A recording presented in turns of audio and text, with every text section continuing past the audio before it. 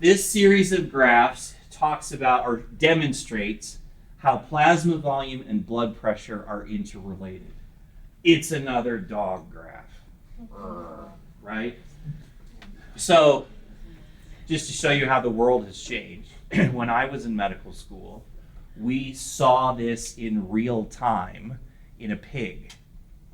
So, we had a pig in an operating room, anesthetized, and we had it all hooked up to monitors, and we did these things to the pig, and we saw what happened. So, aren't you glad things have changed?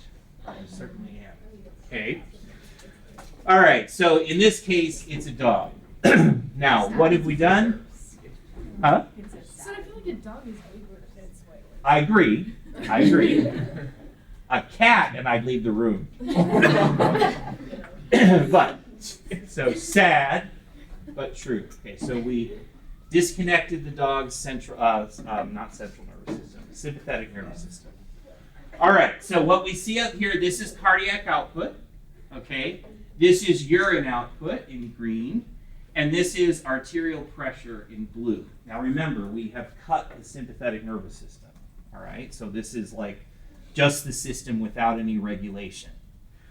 Okay, so at this point in time, right here, right next to my recorder, which is always in the way, right there, that's where our infusion period. So at that point of time, we gave a large amount of blood, large amount for the dog, right, relative to the dog.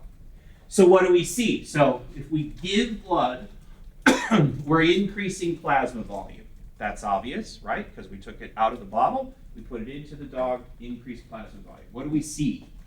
Well, first, we see an increase in cardiac output. That makes sense because we dramatically increased the dog's venous return, right? Because we gave it a bunch. So cardiac output goes up because of that. When cardiac output goes up, blood pressure also goes up, right? So blood pressure goes up, that drives pressure diuresis, so we see an increase in urine output, right? So this cardiac output change triggers this arterial pressure change, which triggers this urine output increase, right?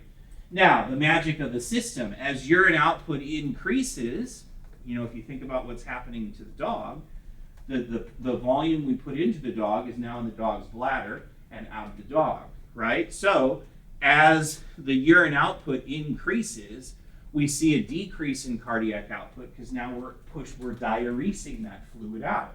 By the time we get to the end, all of the fluid we put in has now been peed out, so all of our graphs are back to the original lines. Okay, so this is showing you that pressure diuresis, adding volume, increases urine output, which tends to reduce volume. Feedback loop, right? So if we have too much volume, our pressure will be high, we'll pee more, that'll reduce our volume by reducing venous return. And